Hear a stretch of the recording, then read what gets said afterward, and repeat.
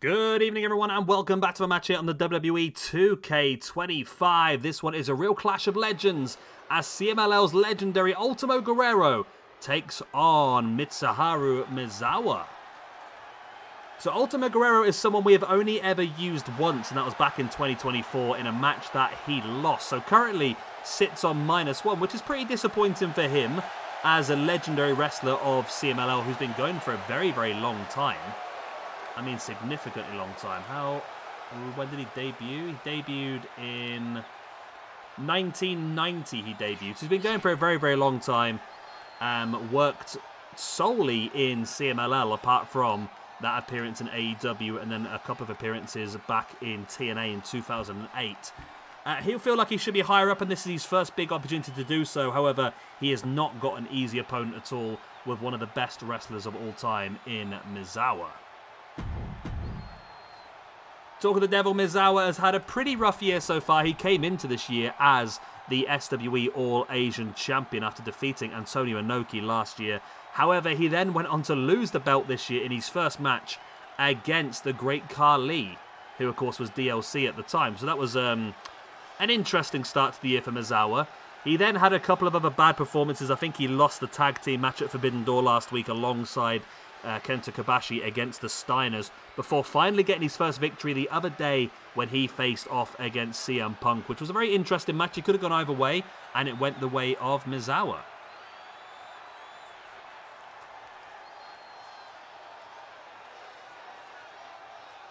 Talk of the Devil, there he is. So, yeah, this really could go either way. I mean, Misawa currently sits at +9 in the ranking system, which is a good position to be in. Of course, this win would push him back into double figures and put him up into the top 35 of all time, which is exactly where he wants to be to try and force his way back in to that championship picture. However, Último Guerrero has got very different ideas of what he wants to happen today. He wants this match to be a full-on victory for him and for CMLL, and to elevate him up from a -1 back to a 0. We have to try and utilise some of these people a bit more often. It's difficult to... It's my memory's the issue. I've got to remember everyone. And when we've got like 1,100 people on the roster now, it's very difficult to remember everybody. Which is why I do like doing these themed weeks, because it does mean if we have no theme at all, we end up just using the same people over and over again. But with utilising the themed weeks, it's possible for us to try and use as many different people as possible. And we've seen that already this week. We've seen a few debuts. We've seen a few people that have had 1 or 2 or maybe even 3 matches. And I think it's a very important thing to do. And as I said, the cream will always rise to the top eventually on its own. And I think both these guys eventually will end up towards the top end of the ranking system. Unfortunately, we can't use Último Guerrero next week, because he's solely been CMLL. However, like I said, he did have that tiny little run in 2008 in TNA. TNA World X Cup. I used to love that. If you don't know what it is, basically you used to do this tournament where they bring in a few different teams. It was all... Let's have a quick look at it. It's got his own Wikipedia page. There we go. So the 2008 World X Cup had 4 teams. It was Team TNA, which was Kazarian, Alex Shelley, Chris Sabin, and Curryman. Curryman being there's a bit odd. Team Mexico, which was Último Guerrero, Averna, Ray Bucanero, and Volador Jr. Of course, Ray Bucanero is actually former 3-time tag team champions of CMLL with Último Guerrero. You had Team Japan, who was the Milano Collection 18. No idea who the hell that is. Masato Yoshino, again, not quite sure. I think these are Dragon Gate wrestlers. Naruki Doi, I've heard of. And Puma, which is TJ Perkins, okay. And then you had Team International, which was Davari, Alex Kozlov, Doug Williams, and Tyson Dukes.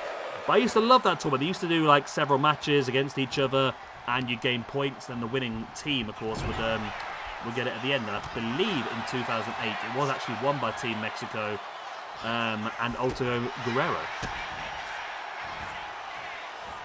Guerrero taking Misawa up in with a sit-out powerbomb.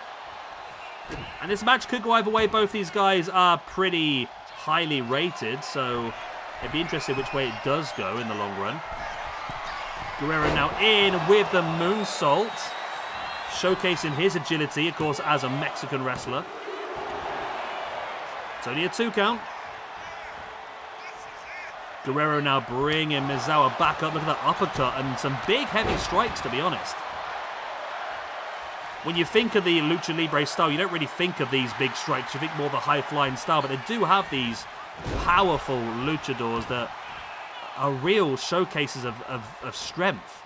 And that's exactly what we're seeing here from Guerrero. Obviously, he does have his Lucha Libre style as well. I'm assuming he was a lot more Lucha Libre in the early years, or back in the 90s, I suppose, when he debuted. But you have to reinvent, you have to adapt, just like Chris Jericho, I suppose. Misawa ducks underneath, over the top, and in with a Hurricanrana takedown on Último Guerrero. There's the pin for the 1, the 2. It's only a 1 count. Referee didn't get the hand down for the second one, apparently. Misawa now taking Guerrero up onto the shoulder.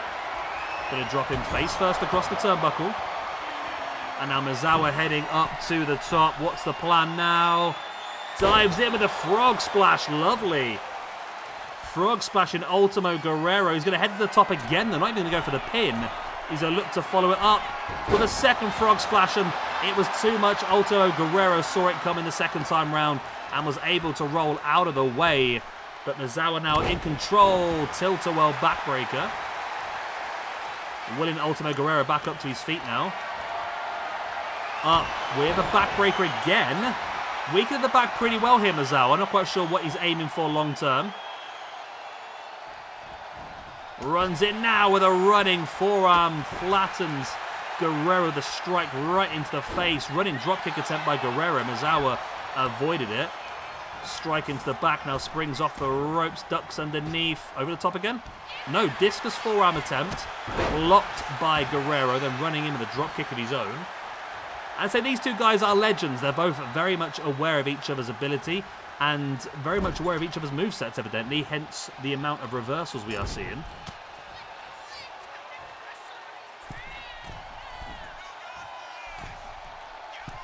Guerrero now taking Misawa up to the top rope. What is the plan here? Último Guerrero, big powerbomb from the top rope. A super powerbomb. 1, 2. Oh, it's only a 2. Wow. I was convinced that would be a 3.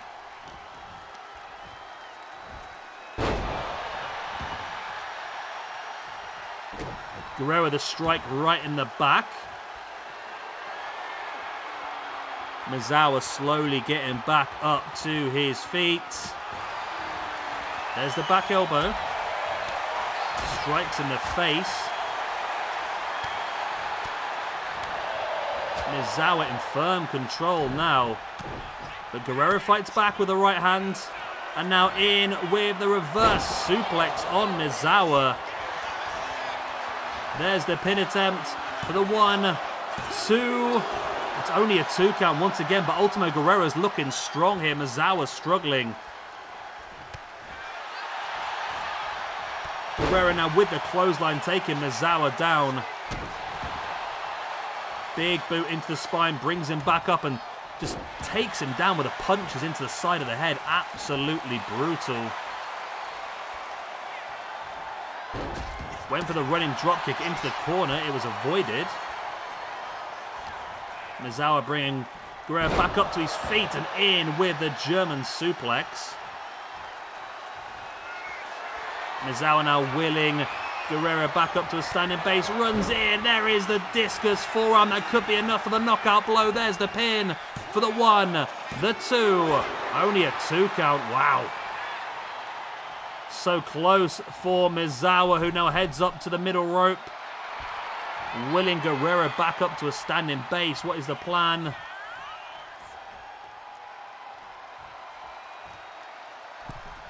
Dives in with a forearm once again. Nice drop kick right into the back.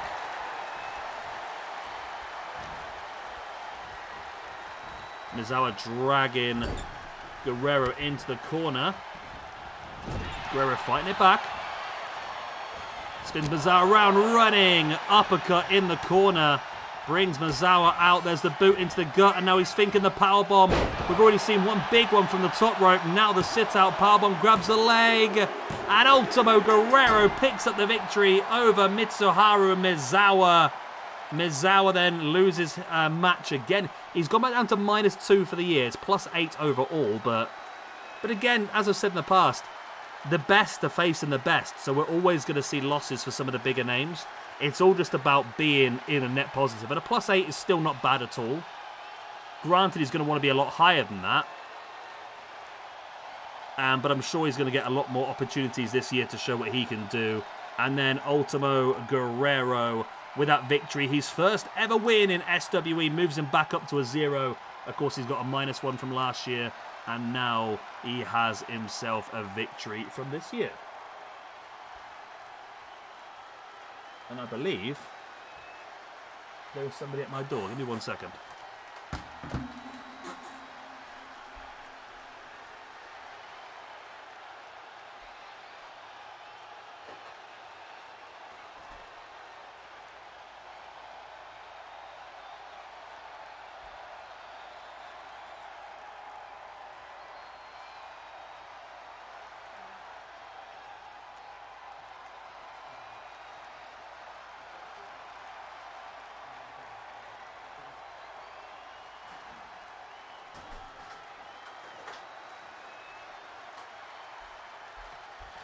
Right. My Amazon parcel's arrived. I'm alive. I was going to edit that bit out, but to be honest, you've been watching the highlights. It's probably not worth it, is it really? Either way. Último Guerrero then, big victory for him. Moves up to a 0 overall after 2 matches. And it's all about building upon this now. We don't have any other matches planned in for Último Guerrero at the moment. But if we do... Because looking earlier at DLCs, there's a DLC coming out on the... November the 12th it is, which is the Saturday night main event pack. So I'm thinking maybe that week we do like a retro show. Maybe we cap it as people that have competed in maybe a certain year and older, like 92 and before. And people like Guerrero could get an opportunity. Showcase himself against some of the legends of wrestling, if you will. Maybe that's something Megan can help me with. Either way, I'm going to love you and leave you. Good night. God bless. I'll be the same. 2 more big matches today. Marina Shafir versus Yuri up next. And then to cap it off at the end of the day, Konosuke Takeshita up against El Generico. Good night. God bless. I'll be the same. Bye-bye.